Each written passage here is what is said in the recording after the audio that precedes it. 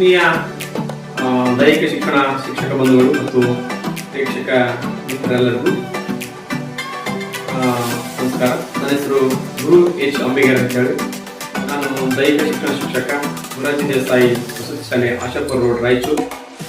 ಇವತ್ತಿನ ಈ ಒಂದು ವಿಷಯದಲ್ಲಿ ನಾನು ಡಂಬಲ್ಸ್ ಅನ್ನ 1 ರಿಂದ 8 ಯಾವ ರೀತಿ ಇರ್ತವೆ, ಯಾವ ರೀತಿ ಮಾಡಬಹುದು ಅವೆಲ್ಲ ಮಾಡಿರ್ತಾರೆ. ಆದ್ರೂ ನನ್ನೊಂದು ಸಣ್ಣ ಪ್ರಯತ್ನ ತಮ್ಮರಿಗೆ ತಿಳಿಸುವಂತ ಪ್ರಯತ್ನ ಮಾಡ್ತಾ ಇದ್ದೀನಿ. ಡಂಬಲ್ಸ್ ಅನ್ನ ಮಾಡ್ಬೇಕಾದ್ರೆ ನಾವು ಮೊದಲು ಡಂಬಲ್ಸ್ ಮಕ್ಕಳನ್ನ ಅಸೆಂಬಲ್ ಮಾಡಿದಾಗ ಮಕ್ಕಳ ಬಲಭಾಗದಲ್ಲಿ ಕಾಲಿನ ತಿರುಳಿನ ಹತ್ತಿರದಲ್ಲಿ ಒಂದು ಇರ್ತಕ್ಕಂಥದ್ದು ಮಾಡ್ಬೇಕು. ಆಗ ಇಟ್ಟಂತ ಡಂಬಲ್ಸ್ ಅನ್ನ ಮೇಲೆ ತಗೋಬೇಕಾದ್ರೆ ದೈಹಿಕ ಶಿಕ್ಷಕರು ಕಾಶನ್ ಕೊಡ್ತಾರೆ. ಏನ್ ಕೊಡ್ತಾರೆ ಅಂದ್ರೆ ಡಂಬಲ್ಸ್ ಜಮನ್ಸೆ ಉಟಾವ್ ಅನ್ನುವಂತ ಆಲ್ಮೋಸ್ಟ್ ಹಿಂದಿಯಲ್ಲೇನೆ ಕಾಶನ್ ಕೊಡುವಂತ ಪದ್ಧತಿ ಇರೋದ್ರಿಂದ ಡಂಬಲ್ಸ್ ಜಮನ್ಸೆ ಉಟಾವ್ ಅಂದಾಗ ಮಕ್ಕಳು ಏಕ್ ದು ಅನ್ನುವಂತ ಡಂಬಲ್ಸ್ ಅನ್ನ ತಗೊಂತಾರೆ. ನಂತರದಲ್ಲಿ ಕಾಶನ್ ಬರ್ತದೆ. ಸಾವಧಾನ ಅಂದಾಗ ಸಾವಧಾನ ಆಗ್ತಾರೆ. ಆಗ ಮಕ್ಕಳಿಗೆ ಕಾಶನ್ ಬರ್ತದೆ. ಡಂಬಲ್ಸ್ ದೋನ್ ಆದ್ಮೇಲೆ ಏಕ್ ದು ಅನ್ನುವಂಥದ್ದು ಬರ್ತದೆ. ಬಂದಾಗ ನೆಕ್ಸ್ಟ್ ತದನಂತರದಲ್ಲಿ ಮೊದಲನೇ ಎಕ್ಸರ್ಸೈಸ್ ಆಗಿ ಉಪರ್ ನೀಚೆ ಟೋಕ್ ಅನ್ನುವಂತ ವ್ಯಾಯಾಮ ಬರ್ತದೆ.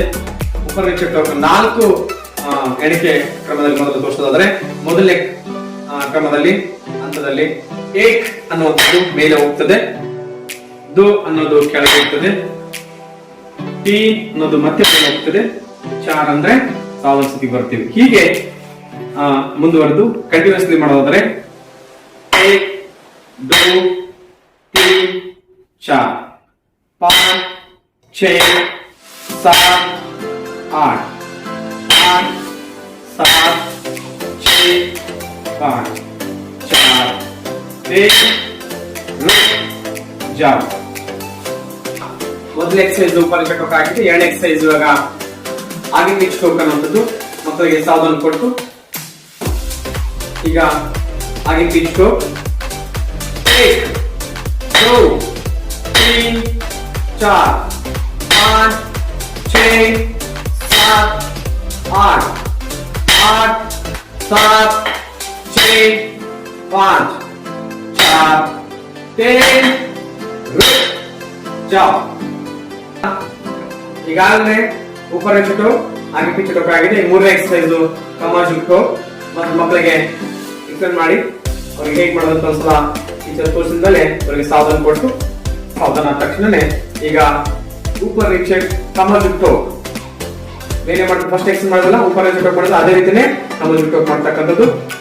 1, 2, 3, 4, 5, 6, 7, 8, 8, 7, 6, 5, 4, 3, रुक जाओ.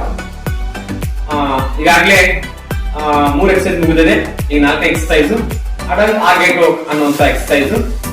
ಮಕ್ಕಳಿಗೆ ಮೊದಲೇ ಸಾವಧಾನ ಮಾಡಿಕೊಂಡು ಸಾವಧಾನ ಮಾಡಿದ ತಕ್ಷಣ ಅಡಲ್ ಆಗೆ ಟೋಕ್ 1, 2, 3, 4, 5, 6, 7, 8, 8, 7, 6, 5, 4, 3, रुक जाओ.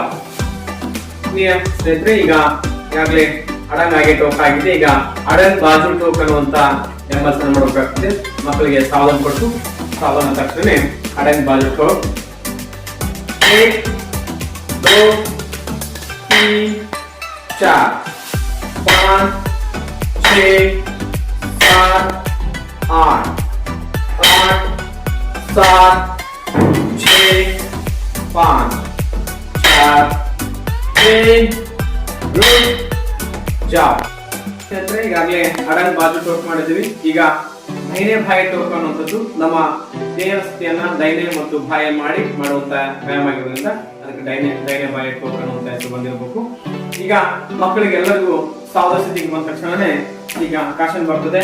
ಏಕಂದಾಗ ಮಕ್ಕಳಿಗೆ 1, 2, 3, 4, 5 6 7 8 8 7 6 5 4 3 2 जाओ ಈಗಾಗಲೇ ಕೈಗಾಲ ಗೊತ್ತಾಗಿದೆ. ಈಗ 7ನೇ ಎಕ್ಸಸೈಸ್ 7ನೇ ವ್ಯಾಯಾಮ ಫೀಟ್ ಗುಡ್ಡನ್ನು ವ್ಯಾಯಾಮ ಮಾಡಲಾಗ್ತದೆ. ಮಕ್ಕಳಿಗೆ ಸಾಲು ಕೊಡ್ತಕ್ಕಂಥ ಆಗ ಫೀಟ್ ಗುಡ್ಡನ್ನು ಕೊಡ್ಕೊಂಡಂದಾಗ ಎಡಗಡೆ ಎಡಗಾಲನ್ನ ಮೇಲೆ ಮಾಡ್ತಕ್ಕಂಥದ್ದು, ತೊಡೆಯ ಕೆಳಗಡೆ ಗಮನ ಕೊಡ್ತಕ್ಕಂಥದ್ದು ಸ್ಟ್ರೋಕ್ ಮಾಡ್ತಕ್ಕಂಥದ್ದು.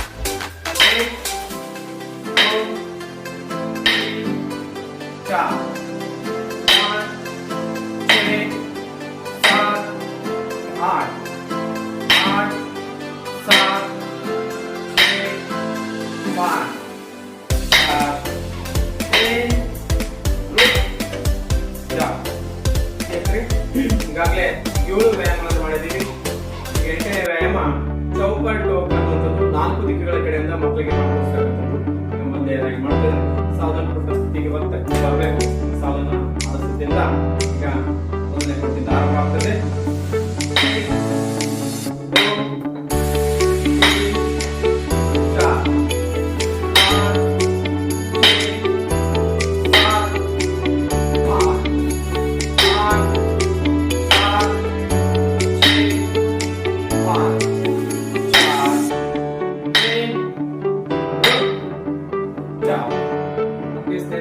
ಈಗಾಗಲೇ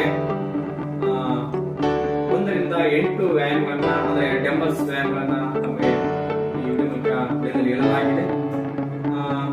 ಮೊದಲನೇದಾಗಿ ಚೆಕ್ ಮಾಡೋದಾಯ್ತು, ಎರಡನೇದು ಡಂಬಲ್ ಸರಿ ಹಾಗೆ ಪಿಚ್ ಟೋಕ್ ಮಾಡೋದಾಯ್ತು, ಆಮೇಲೆ ಡಂಬಲ್ ಟೋಕ್ ಮಾಡೋದಾಯ್ತು, ಆಮೇಲೆ ಅಡಂಗ್ ಹಾಗೆ ಟೋಕ್ ಮಾಡೋದಾಯ್ತು, ಅಡಂಗ್ ಬಾಜು ಟೋಕ್ ಮಾಡೋದಾಯ್ತು, ನಂತರದಲ್ಲಿ ಸೀನೆ ಮೇಲೆ ಟೋಕ್ ಮಾಡೋದಾಯ್ತು, ನಂತರದ ಫೀಡ್ ಉಂಟು, ಕೊನೆಯದಾಗಿ ಚೌಕಟ್ಟು ಅಂತ ಡ್ಯಾಂಬಲ್ ಮಾಡಿದಾಯ್ತು.